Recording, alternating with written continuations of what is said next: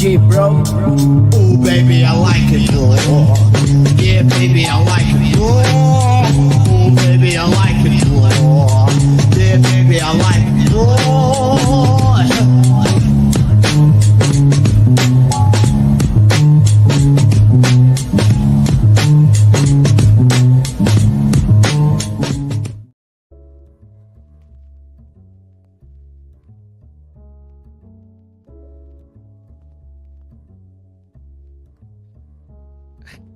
Hello, everyone, and welcome to the I Like It Raw podcast. It is take 2. Hopefully, everyone can hear us. Actually, in the chat, please let us know that you can actually hear me. But anyway, I'm assuming you guys can. I am your host, Jimmy T. That is my co-host, not Big Ray, not the vet, unfortunately, but MSG. Thank you for joining me, dude. On this last second, I'm sorry to say, but StreamYard, get fucked. Fuck them all to death. Let's make this country great again. Fuck them all to death! And then I'm gonna take all the drug pushers in our country and I'm gonna fuck them. Anyway. And I just wanted to mention we are live exclusively on the Humming Media Group YouTube channel. MSG, man. I know I had to make you watch Raw, and unfortunately for you, you missed out on probably one of the better Raws last week. And then unfortunately this week, I don't know, man. For me, it just didn't seem the same. Well, I mean, I watched Raw last week, at least as far as like the main hits, like, you know, the Punk stuff, the, you know, New Day, all that stuff. And I listened to the I Like It Raw show last week. So, I mean, I got the gist of what was going on. This show, though, godly, like there was a couple good points. Like, I actually feel like maybe the first half of the show went well, but then like it started to slide on that second half. And, you know, we'll get into why, but I felt like it started off good.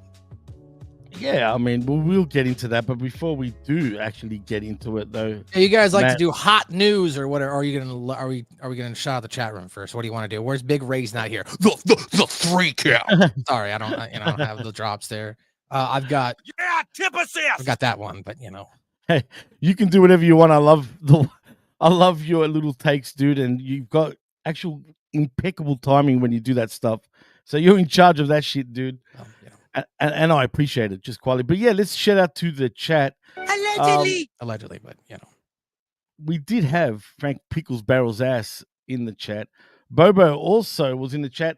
Cold-blooded Lab Rat. What are they testing on you, Lab Rat, tonight?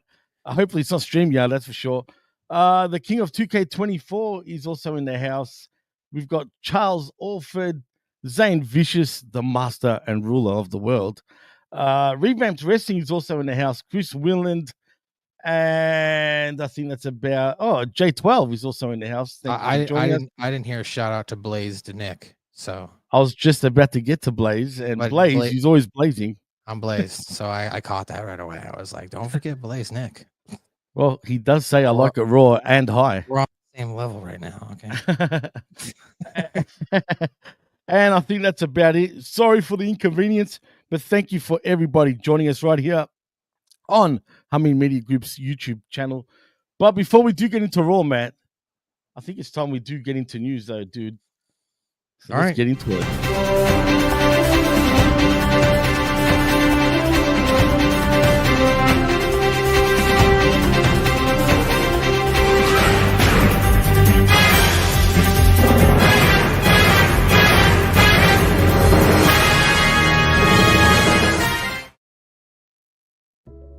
Well, Matt, the news is a little bit quiet, but let's get into it. Apparently, at AEW's All In Texas press conference, whatever they were doing today, was it just me? I don't know if you saw it online, but it seemed like 50 people turned up. Not a lot of people turned up. Not a lot of people turn up in general. I mean, I saw their show. They recently did in Indianapolis, maybe a week or two ago, and the venue was only a 6,000 or 7,000 stadium, and they looked like they sold it out. So it's like they're starting. It looks like to move toward smaller stadiums or smaller venues for their weekly shows, which is smart. But I don't know, Texas, like that big of a stadium, like in America, like, you know, if I were them personally, I would have tried to hit like the Ireland market. Like you've done Wembley, now maybe do something in Ireland. Maybe do something in Germany, somewhere in the European market, because there's a big, want and desire for pro wrestling. Hell, even India. They could have done a huge show in India, and people would have tuned to 80, 100,000 people to tune up and watch that. I would have said Australia, like your homeland, but they have seen that. I will take that back, because apparently Australia has the Western Hemisphere mindset, as you like to say, and not a lot of people bought tickets for the big venue, so it got changed to a smaller venue. So it's like they need to hit if they're going to hit these big stadium shows, they need to be in markets to which they know they can get the return on the investment, not try to take a gamble and think that, hey, because we're presenting this larger than life event, even though we haven't had a good track record over the last 3 years, you're going to show up and you're going to enjoy yourself. That's naive to think. Well, to be fair to my neck of the woods, as in Australia, whoever their marketing team is in AEW should absolutely be fired. Because first of all, they chose the wrong city to actually do their first ever event, especially like a big pay-per-view event. Why they chose Brisbane, I have no idea, because everybody knows, generally, unless you're WWE or WCW, because WCW even sold out Brisbane back in the day, you're not going to sell out a place where it's not known to be a wrestling hotbed. The wrestling hotbeds here in Australia is Melbourne, where I'm from, and Sydney. And Melbourne's the hottest one of them all, right? But Yeah. Melbourne and Sydney are the ones that are known to sell out whatever wrestling you give them. And on top of that, it's easier to get to via plane. If people are coming from overseas, you're either going through Melbourne or Sydney Airport. If you've got to go to Brisbane, you literally still have to land either in Sydney or Brisbane to get to Sydney or Melbourne to get to Brisbane. So they're idiots. And then on top of that, they book a stadium. I mean, come on. Like, what's wrong with these people? And now they got egg on their faces because they have to go to a piece of shit of an arena. Straight up. It is a dump called the Brisbane Entertainment Centre. That only holds like 13,000 people. It was built way back in the 80s. It is like old and shit. Like straight up crap. And they still, I don't even think they will sell out the joint. I mean, tickets aren't sold out yet. And if they can't sell that building out at 13,000, it's going to look friggin' bad, dude. Yeah, I mean, based on what you're telling me, it sounds like they chose we'll call it a B or C plus market, right? In comparison to America, where we have the A, B, and C market. It sounds like 100%. They chose a smaller market. And your argument, of course, is, wait a minute, why wouldn't you come into the larger markets? It's not like there's another huge company to compete with. So why wouldn't you come into the big markets where all the cities are at? And, I don't know, maybe they just couldn't get the booking, the timing of it for whatever reason. Maybe you guys have events going on there at that time. I don't know. Okay, say that's the case, then book it on another date. And on top of that, Matt, they called it Grand Slam. Now, you work for ESPN, right? And you're starting to get familiar with Australian-related type of shit, which is cool. I like that. Like, you like Red Rooster, for example. That pops me every time. But I don't know how familiar you are with tennis, but do you know where the Australian Open is held? Oh, I don't know. Why don't you go ahead and tell me? In Melbourne. In Melbourne, Australia. But these idiots are going to Brisbane, where there's no friggin' Australian Open, in February, calling it Grand Slam. Why? Let me ask you this. Obviously, hemisphere weather-wise, it's always different. What's February like there in Brisbane? Hot, dude. Brisbane's one of the hottest. Oof. It's hot all year round over there, dude. There's no... Oh, man.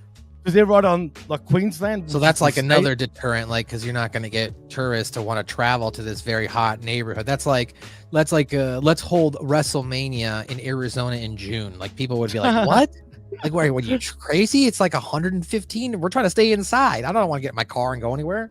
Well, to be fair, though, actually, it is a big tourist spot. As a matter of fact, there's a place called the Gold Coast in the state of Queensland, which is all beach, right? And just high rises all along the beach. Everyone goes there. On top of that, all the theme parks are up there, including, Warner Brothers, SeaWorld, all the ones that you guys have in the States. Oh, okay. Around Florida and California, say, except for Disneyland. Yeah. Even though Disney's thinking of opening up a Disney theme park, whatever that's going to be, there are discussions.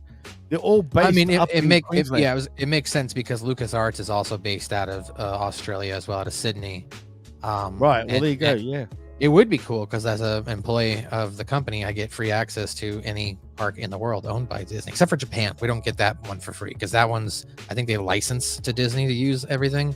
I don't think they're actually Really? owned by Disneyland. Yeah, I can't get discount tickets to Japan, but I can get all the ones in China, which I'm probably banned in China. From not, China. probably banned from going to China because of my South Park background. But that's okay. I can go to France. That'd be cool. Let's get to the next story, Jimmy. What else you got? Well, let's see. How do you feel about the Ray Phoenix situation, actually, Matt? That's good question. So for those not following along, Pentagon Jr. apparently has been given his release, I guess his contract expired. Ray Phoenix himself, according to the dirt sheets, has had time added on to his contract due to injury. As a result, there has been some back and forth between both parties, which has now led to Ray Phoenix publicly going out on X, Twitter, and saying that the AEW didn't take care of him. He reached out for medical assistance and never heard from anyone.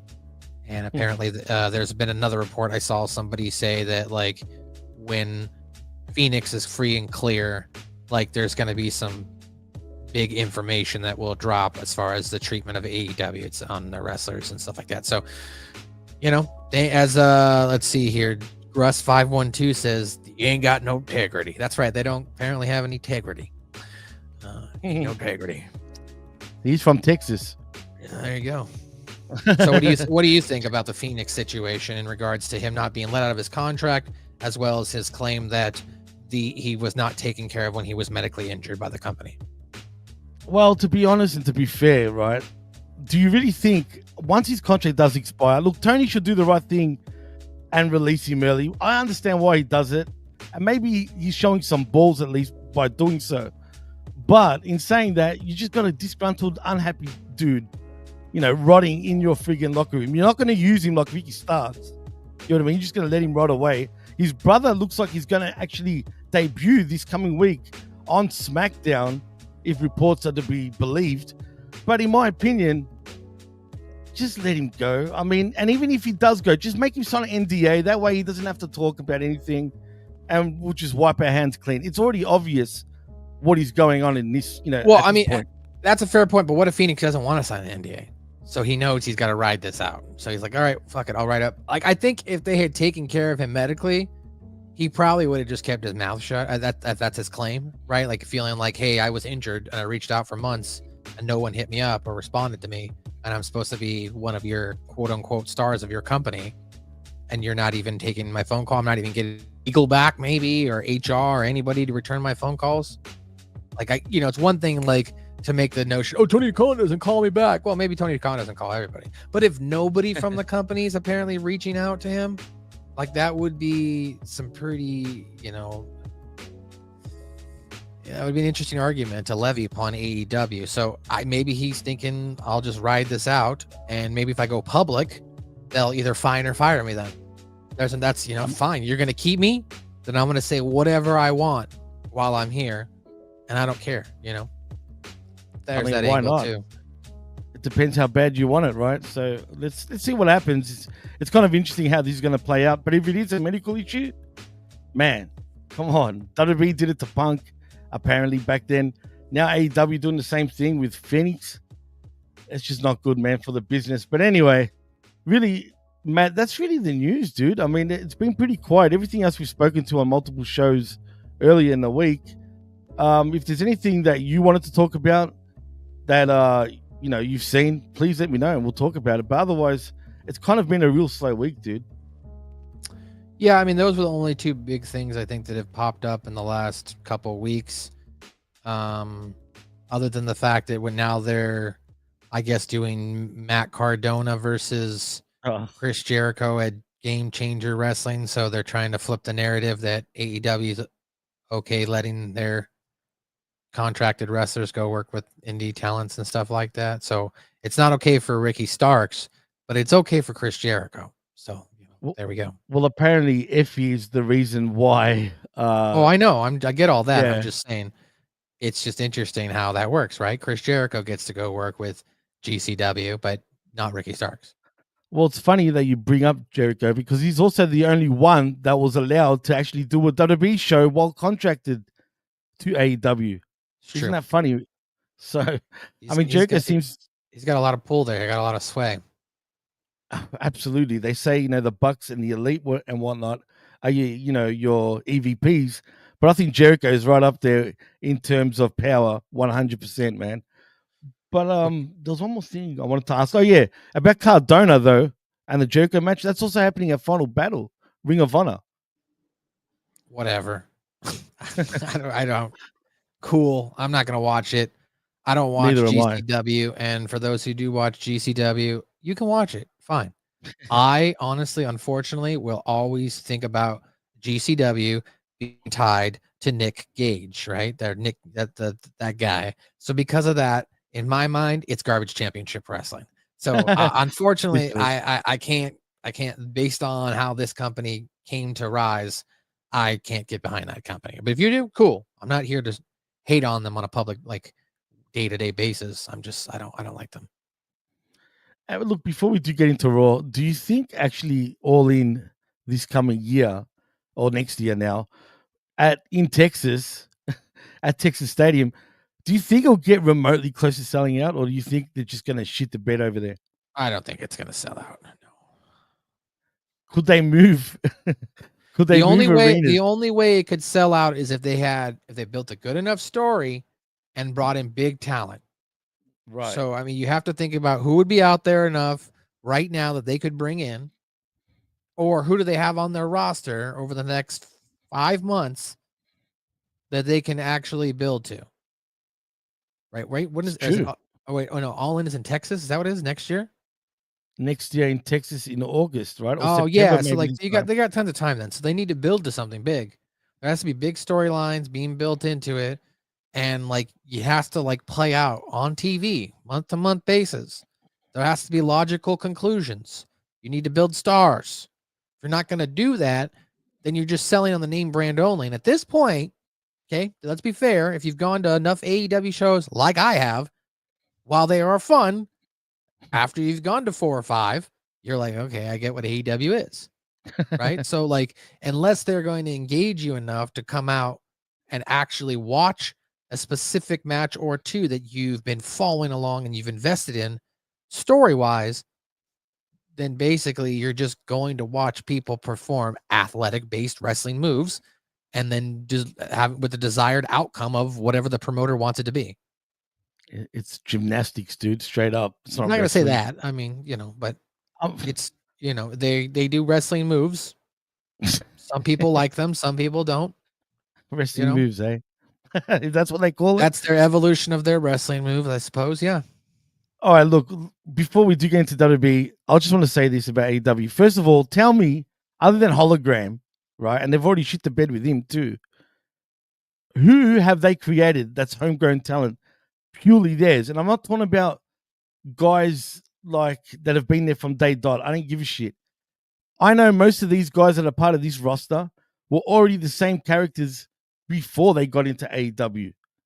So there really isn't any homegrown talent. That's one. Two, how pathetic is their bookers?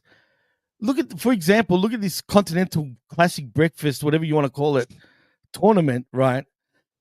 You know what this shit is building up to, right? You know what this is all done for. I'm not watching it right now, so no, I don't. Good. But I'll do you the favor. It's all to build the story between Fletcher and Will Ospreay. And Ospreay. Yeah, that's all it is. Yeah. Well, that's there you all go. it is.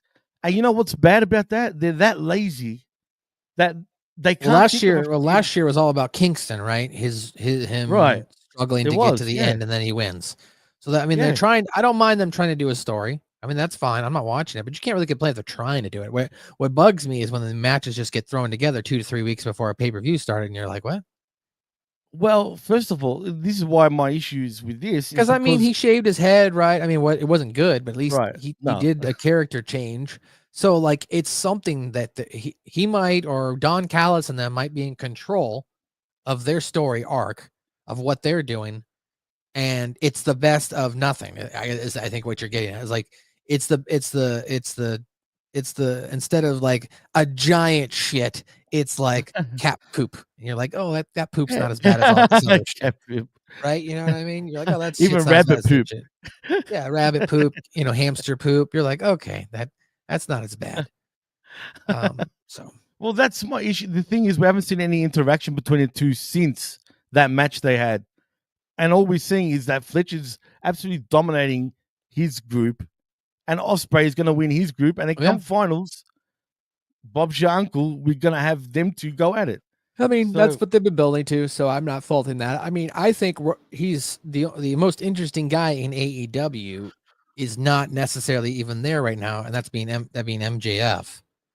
He's probably the most interesting guy in that company, but he's just doing vignettes, off shooting a movie. They're trying to rekindle this Adam Cole MJF storyline and retcon it back into place.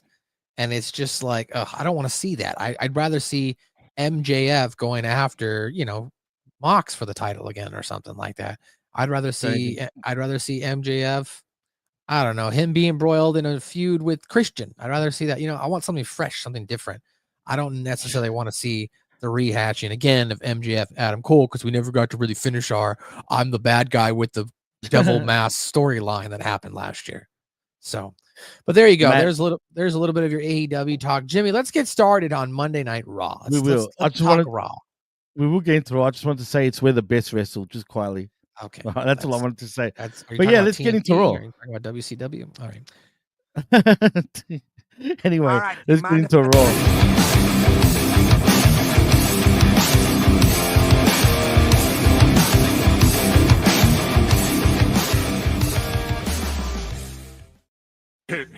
No way he just said that. Sorry about that. I sort of cut you off there towards the end. Anyway. Touch your belt, sir. All right, go ahead. You can if you want. I mean, shit. No. Anyway, let's get into Raw. We came from, what is this? Wichita. Wichita, Kansas. That's it. Wichita, Kansas City. The arena looked like a friggin' UFO, man. I kind of liked it. But let's see how Raw starts, because Gunther makes his entrance and gets on the mic right off the bat. He says he's not losing his title at Saturday night's main event, and then we see Judgment Day come out. Before I continue, were you getting any video issues or audio issues on your stream for Raw? Okay, interesting. Because for me, I was. They were fucking it up everywhere. You live in Australia, though, so I don't know. But it was on their end. It wasn't on my end. La La Land. Interesting. Well, we are far. Finn Balor, though, gets on the mic and says Gunther's messing around and giving title shots to undeserving folk like Dominic Mysterio, who's right next to him, which seems kind of rude, Matt, to be honest. But anyway, and talks about how he's responsible for the ring. It is true. To the ring general keeping his title through the last couple of defenses. And that means he's going to walk out of Saturday night's main event as your new World Heavyweight Champion. Gunther talks about when Finn won the inaugural Universal Championship and how we looked up to Balor at the time, but that faded away as he started cutting corners and taking shortcuts. Hanging out with a bunch of weirdos in a clubhouse and choosing to play second fiddle to Damian Priest. So here they are standing across from each other with no respect left and looking down on Finn. 8 years ago, Gunther says he was the best in the world for one night. He's the best in the world right now and for thousands of days to come. And the title proves it. He says Balor isn't on his level, never will be, and that prompts Judgment Day to get up onto the apron. But Damian Priest comes out to even the odds as Judgment Day get run off and Gunther and Priest brawl. The ring general clears the announce desk, but Balor pops up and hits the sling blade on the champion. I'm not going to get into more. They're just fighting more, rolling all over the place. Basically, Priest gets involved. Do you like where we're going here for Saturday night's main event, or do you think this is a bit weird? Because first of all, we had two heels in a main event match coming up at Saturday night's main event. I guess Priest comes in to even the odds, for a babyface in the match, even though he's a little bit of a tweener in my opinion. But still, what prompt do you think WWE to actually adjust this matchup? All right, couple things. First off, you should back out and come back in because your audio is popping a little. Is it? Okay. Yeah, cool. It's just popping a little. That's the first time. While you're doing that, I'm going to say what's up to Vato ECW. He says he's hola. He's new here. Thanks for joining us here, HMG. Appreciate you there. And then in regards to giving my thoughts on this whole segment, this match setup, whatnot. Now, I did originally know that it was Finn Balor versus Gunter, but maybe they thought it wasn't a strong enough match to carry between the two, or maybe they want to have Reese take the pin so that way Balor and Gunter can continue to spin off on that regard. Maybe they didn't have anything for Damian Priest, so they just stuck him in. So that's to answer, I think, the overall question. If I was to isolate last night's segment, I thought this was a good way to start Raw. Gunther came out. I liked his promo, except the part about him looking up to Finn Balor. Thought that was just a dumb line. I was like, dude, you're like twice his size. What do you mean you looked up to this guy? I don't believe that. I'm sorry. I don't believe that.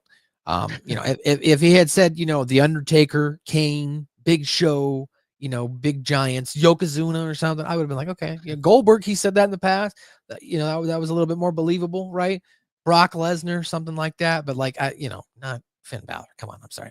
But other than that, I liked that though. I liked the interaction. I liked Priest coming out. And then I liked Finn going over strong on both guys. So overall, I thought it was a good match.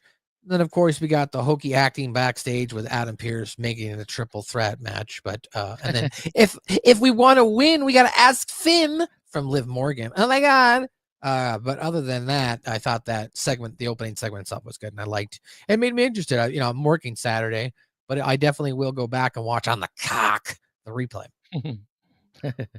Yeah, no, definitely. I'm hearing a lot of people say that all the Raws now are migrating over to Netflix as we speak. Do you know if that's true or not? I don't know. I haven't seen anything. Okay, interesting. I didn't get a notification or anything the last time I used Netflix, so I imagine it'll be on there, January when it is, and maybe the Europeans got it first. I don't know. They could have gotten it first as well, but I don't know. I did see online people pointing that out. I don't know if they were Europeans or Americans and whatnot, but yeah, maybe you're right. But anyway, I'm cool with the matchup. But for me, just throwing in Damian Priest like that last second, it's a little weird, but whatever. I mean, like you said, they probably felt like the match was a little too weak. And what's up with Gunther wearing the most European of European jeans? It just looked weird, dude. He looked like he was straight out of Europe.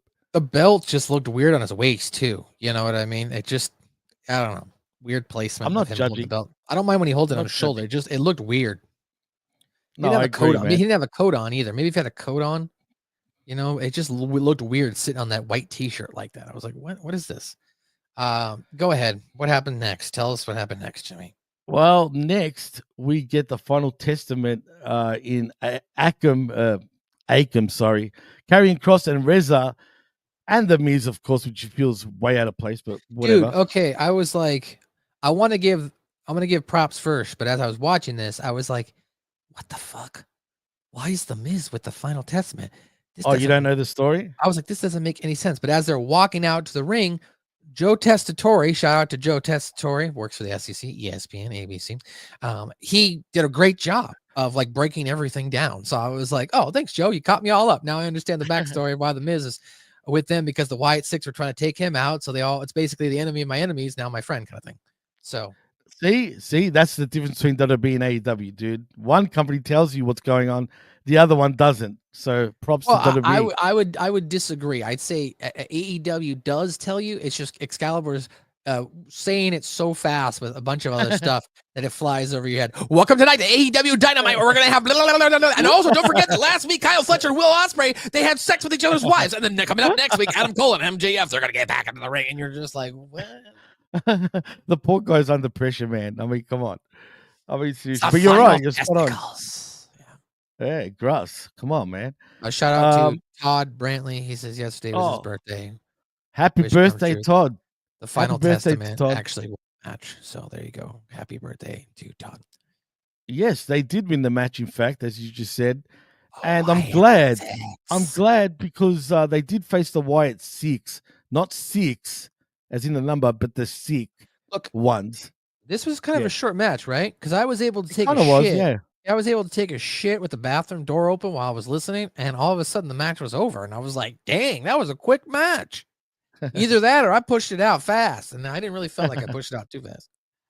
No, you're spot on, man. You're spot on. It wasn't that, I mean, it wasn't that long at all. And I'm just happy that the Final Testament and Miz, of course, win by pinfall with a final prayer from Karrion Kross onto Uncle Howdy. Matt, I'm going to ask you straight up, dude. Is this friggin' Wyatt 6 corny as hell or what, dude? Or is it just me? Because they look like a bunch of idiots, a bunch of misfits. Heck, they remind me of, do you remember back in the day during the Attitude Era? Were you watching it during that time Yeah. at all? I can remember the Oddities. Yeah. Don't they remind you of an Oddities 2.0, dude? Yeah. I mean, somewhat. Everybody should just put their I hands would up. say that like they've just WWE right now is just wheeling them out week after week after week, and that kills the mystique, right? Right. Even when you Yep. had Bray Wyatt, he didn't appear in live focus every week. He was doing his Firefly Funhouse, right? And then maybe he'd show up a week or two before the pay-per-view finally in person, and then they'd have their match, right? So like he kept the mystique about him. They're blowing this every week. Like, so it's just like, here's the Wyatt sick. Here's the Wyatt sick. Here's the Wyatt sick. And it's like, after a certain amount of time as a viewer, you're just like, oh, okay, cool. Like these mid-card wrestlers come out and they attack other mid-card wrestlers.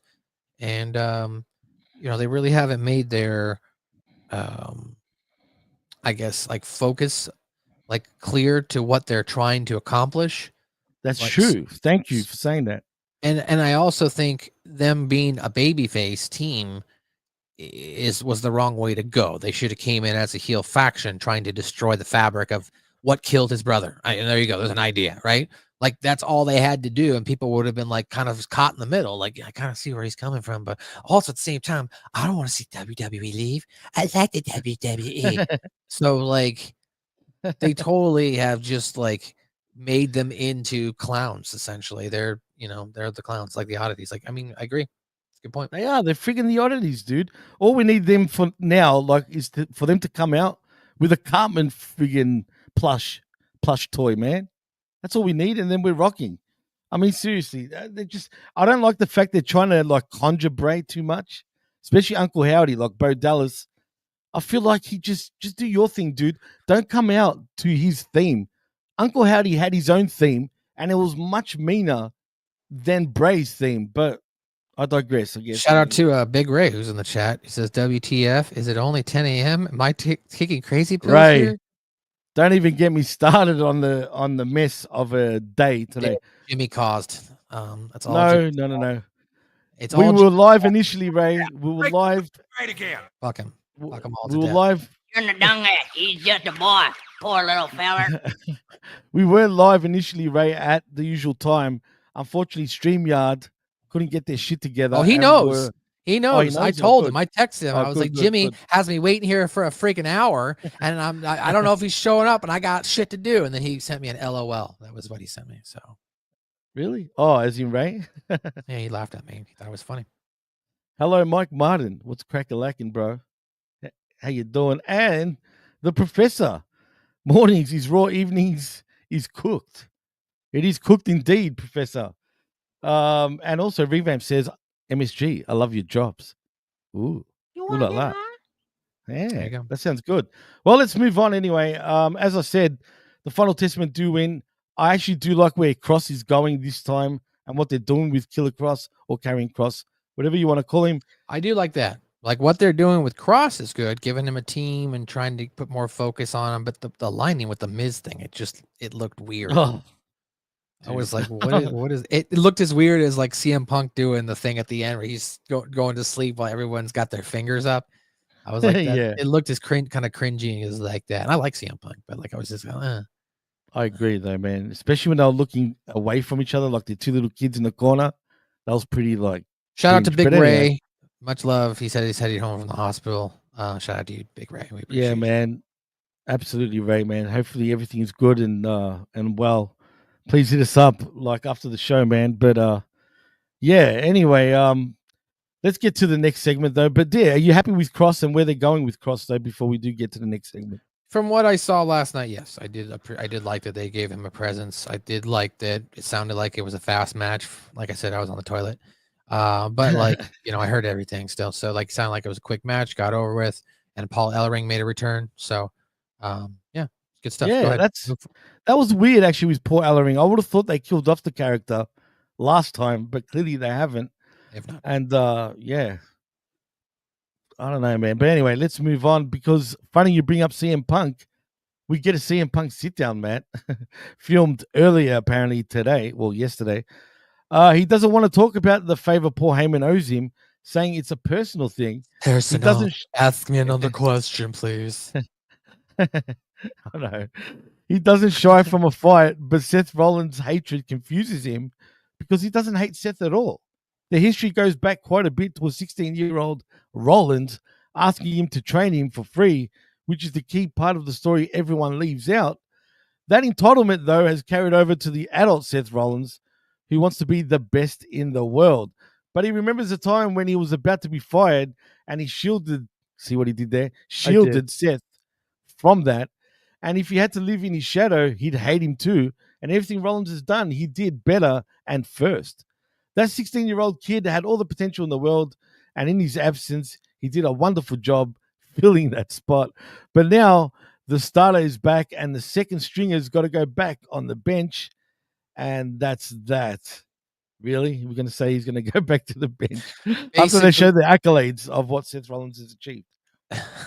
Yeah, I mean, that's a good point. Like, Seth Rollins has done a lot. This interview was good for the most part. It was just a quick little sit-down interview. Do with Punk. He probably filmed this last week when he was there, so that way, like, Sure. he didn't have to come back this week.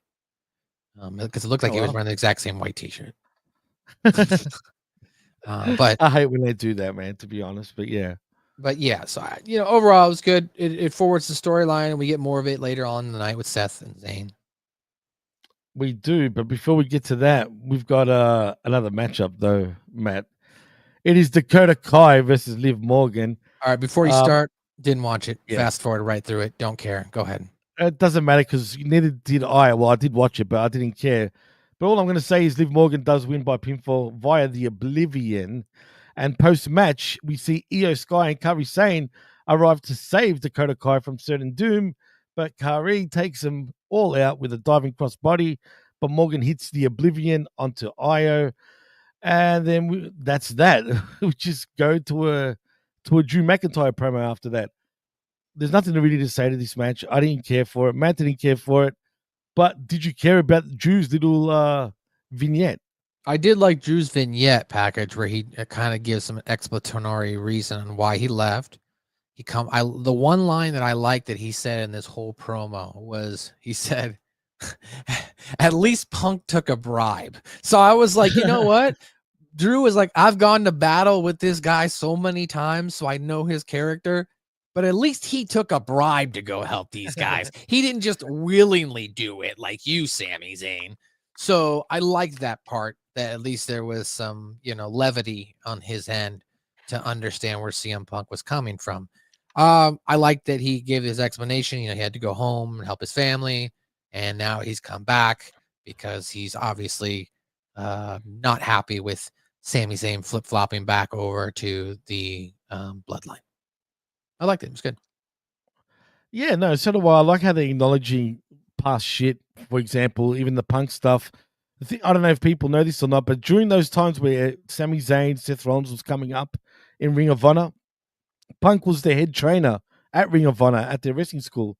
So everything that was said was actually true, including with Sami Zayn. But anyway, you pretty much alluded to what Drew said.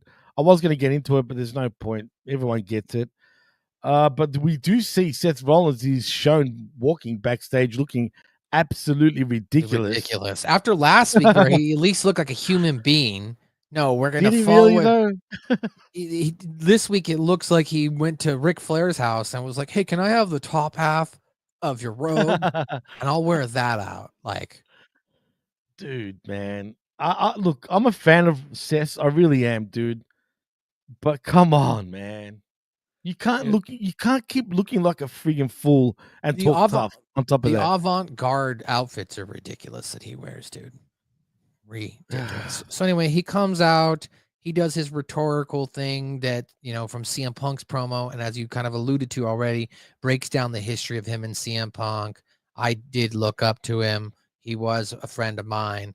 When he left, we tried to still be friends, but he didn't respond to us, and that's okay. If it ended there, fine.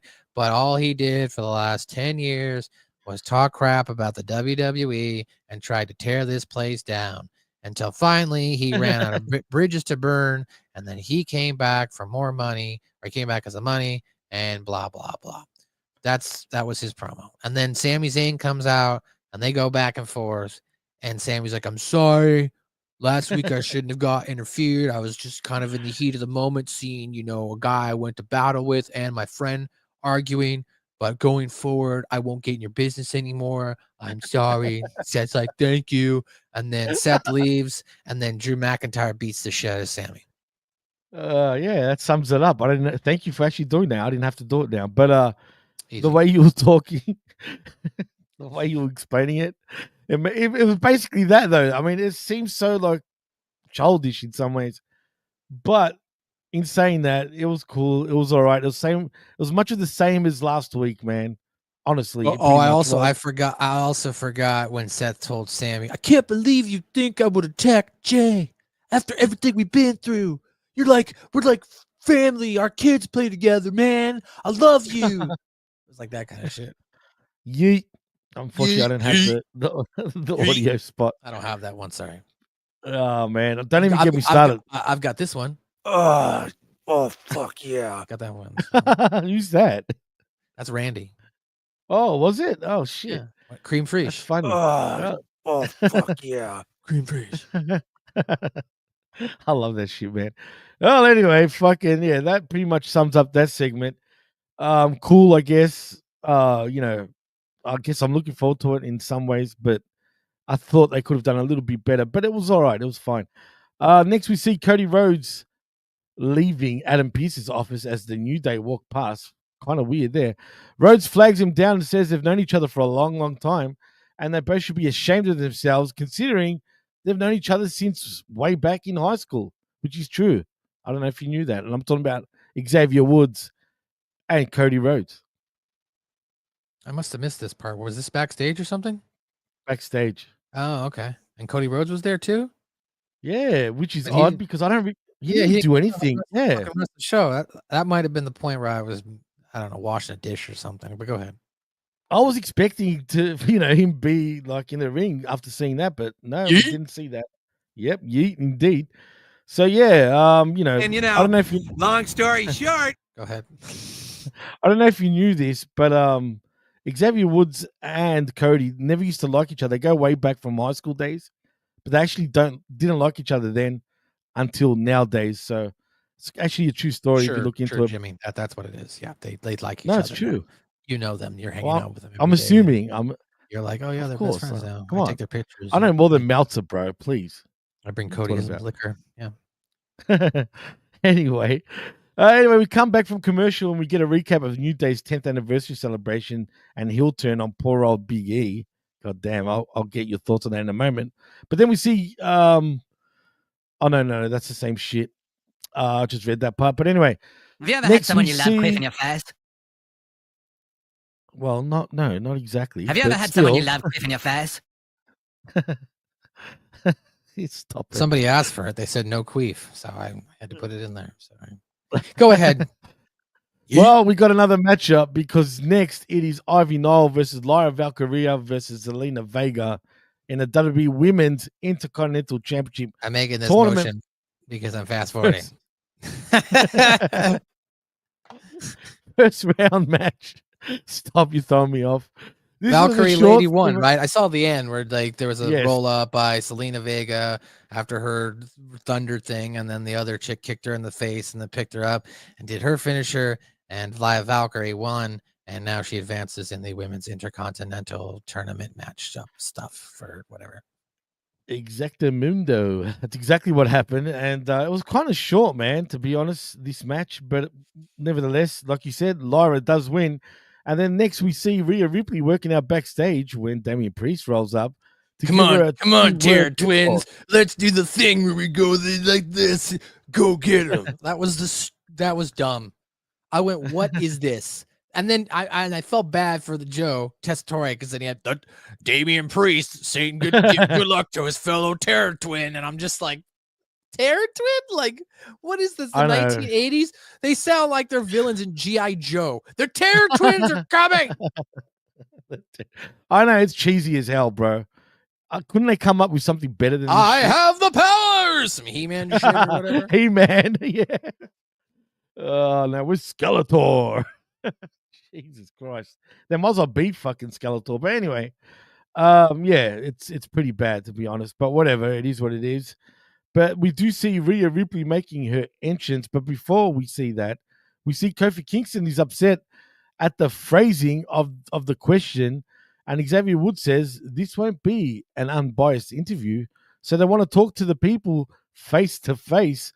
Woods takes a camera from a camera operator. Hey, hold and on. We gotta back up. We gotta at least set it Yes. up. Basically, Woods walks up for the interview. They're there for the interview, and she's like, "Can you tell me why last week you decided to turn on your best friend Big E in front of the whole world at your blah blah Where's my blah tuckers, anniversary?" bro? And they were like, "Come on, man. Why you gotta? You're unbiased. You gotta be unbiased journalism." And then and then they take the camera.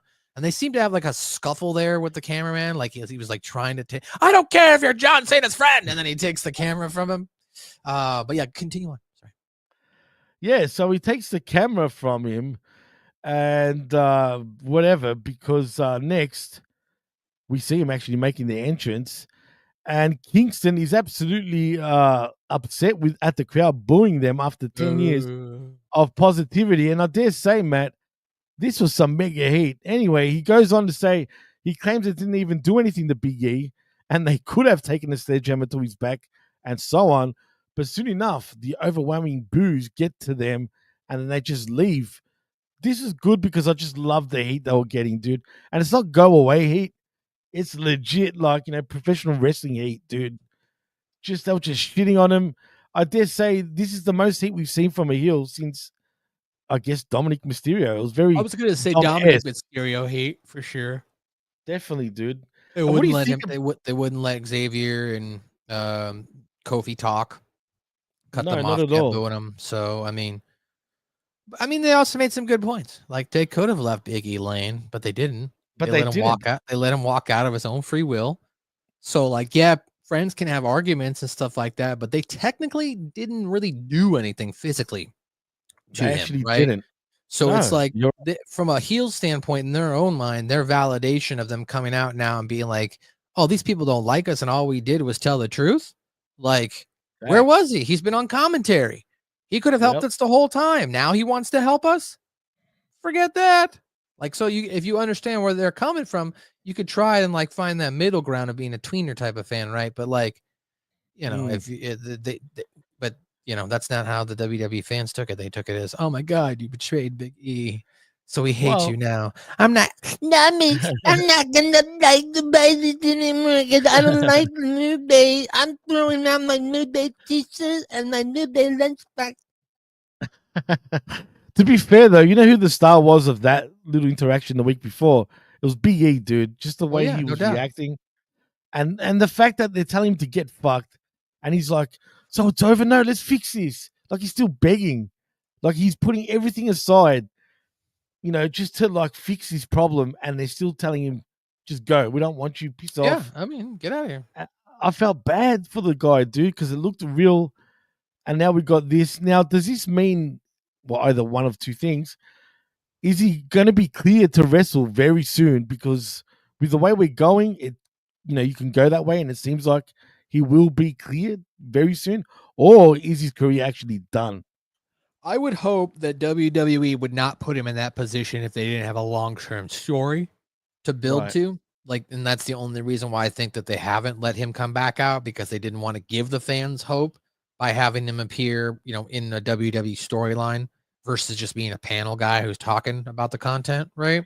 So I think if they're going to put him in that position, I would have to believe that he's cleared, going to get cleared, getting close to being cleared, and thus they want to build a big New Day implosion at WrestleMania next year or something. I don't know. Hmm. That's what I would guess. I don't think they're going to rush this along. I don't think we're going to get them to like fighting at the next pay-per-view or even the next pay. I think it's going to be like No, absolutely not. WrestleMania or something is when they have this blow-off match between the three. Oh, 100%. It's not coming up anytime soon, put it that way. It'll be sometime in the new year for sure. Mike Midas says in the chat, WWE showed a clip from the New Day debut. I was in the front row with Santa hat on, like 2013. Crazy. You must mean 2014, Mike, because it was a 10-year anniversary from 2014 to 2024. But I get you. That's cool, man. That's pretty cool. Man, that but new anyway- version must have sucked balls. Go ahead. Where was I? So yeah. Okay. Next, we see another matchup, and it's the main event, Matt. Jeez, we scrolled through this. Yeah. This is going to be a new record. It is Raquel Rodriguez versus Rhea Ripley in an anything goes match. Dude, call me crazy, but I was extremely bored with this match, and I don't even know why. And God damn it, don't make me yawn, man. Sorry. I'm already Sorry. tired. Look at my eyes, man. God damn. You've been up all night because it's La La Land over there. I did sleep for an hour, actually. Oh well, So that doesn't yeah. really that doesn't. Allegedly. Yeah, right. Allegedly. Yeah, allegedly. This match was okay. You know, Rhea Ripley versus Raquel Rodriguez with outside interference from Liv Morgan, and then somebody else came out and interfered at the end, right? The Io Sky. Reach for the sky. Reach for the sky. This town Boy. ain't big enough for the both of us. Wait, that's a wrong thing. No, but you're right. It was Io Sky, And then not what? the Briscoes. And then what? Raquel Rodriguez wins or something like that at the end. No, Rhea Ripley. In fact, Rhea wins. Ripley does win. That's right. Right. She does win. Yeah. by pinfall. And she won. Actually, officially, but with a riptide through a table. Yeah. There you go. That sums up the match. That was the And main look, event. That was the main That event. was the main event. Honestly, dude, I actually didn't expect that to be the last match. When it finished, What the hell was I was that actually- show you made me watch just now? Okay. I know, I'm sorry. And that's why I apologized at the start of the show when I said, God damn it, after such a great Raw the week before, and I kid you not, the week before was honest. You guys are assholes. Especially Jimmy. Go ahead. No, come on, man. Why am I the fucking bad guy? But anyway, Pissed off, Rick. How are you? this shit always makes me laugh. Now I forgot I was going to say, God damn it. God damn it. It doesn't matter anyway. It's irrelevant, probably. Suck my balls, Kyle. Suck my balls. But yeah, last week was honestly the best show of 2024, in my opinion. And then we went from that to this. It was is like what it is. it was like No. Ha ha ha ha ha ha. this week, and I was like, what? What is this? Gruss, before we do end the show, Gruss every week has been throwing me some bad FMK. FMKs. I mean, bad ones, dude. Like, really bad. But this time, it's half bad. Ugh, jeez. Well, that's a clear one, actually. I can't stand Raquel, though, dude. Straight up. But no, fuck that. That's a bad one. Who are you going to marry out of that? I'll give you the answer. I would marry Raquel Rodriguez. I would F Piper Niven, and I would K Nia Jax. I'll go. Look, you know what? I'll say the same as what you said, except I'll switch it with Nia and Piper, but I hate it. Okay. Pretty bad. That's pretty bad. Stop it with the bad ones, Gruss. Come on, bro. Get some better ones. Get some. I thought this was America. Huh? Isn't this America? I'm sorry. I thought this was America. All right, well, ladies and gentlemen, that's your I Like It Raw review, wrapped, tapped, right under an hour for you here. Yo, My name is you MSG. You can check me out at South Park Pod on YouTube. SMB is South Park Review on all outlets. You can also check out some videos there, some of our top 6 takeaway videos. There's also a video up there of just 10 minutes of Mr. Garrison just being Donald Trump for 10 straight minutes. So different clips and stuff like that. So if you want to watch that, Oh, fuck yeah. I'd appreciate that. Jimmy T, take us away. Well, if you want to find me, you can on the Twitter at DJ MassFX and also at the PWC Network. Like and subscribe right here at the Hamin Media Group YouTube channel. We're ever so close, like I keep saying, to that 1,000 mark. We're at 921 right now. I think. So please keep sharing it, keep getting people to like it, but more importantly, subscribe it, because we just, it's so important to us to hit that 1,000 mark. So thank you to everyone that has subscribed. Also, like and subscribe at channelattitude.com, where for $5, not only do you get the best, but the realest talk in all of pro wrestling. And also at mediagroup.podbean.com for all our affiliate shows, which is podcast form only. So don't forget to tune in there. And I think that's a wrap, Matt. So in saying that, is there anything else you wanted to say? And did you tell them that you got your show coming up, dude? What? Friday Locker Room? Is that what you're saying? No, I'm talking about your South Park show, bro. I already did that. That was the whole thing. Oh, no shit. I missed that little part for whatever reason. Have you ever had someone you love quiff in your face? How about that? That? Sometimes. Are you actually going to be on the Friday Locker Room this week? And are you going to be with Ben? Yeah, we should be. We should be back. Ben Hameen, who's been banned off Facebook and is on his secondary account right now. What's up with that, man? What do you didn't do nothing, man? That's bullshit. I don't know. Straight up. Also, yes, I know, boys and girls. Sorry for the short sort of show, but like I said, it's been a head. Actually, no. Technically, this show was always originally supposed to be 1 hour or less. You guys just always exceed that. Matt Schaefer's here to hold that shit down. No. That was the original. You need to talk to your other guy because that was the original pitch. We said an hour and 30 minutes, not an hour, but Big Ray that's said news originally. I don't know. Big Ray originally said an hour, so we're cutting this shit at an hour. Ladies and gentlemen, thanks for I Like It Raw. Jimmy T and Big Ray will be back next week. We'll get your uploads as fast as we can. Working with Big Ray this week. I'm Matt Schaefer. I'm out. Goodbye, Jimmy. Peace. Take it easy.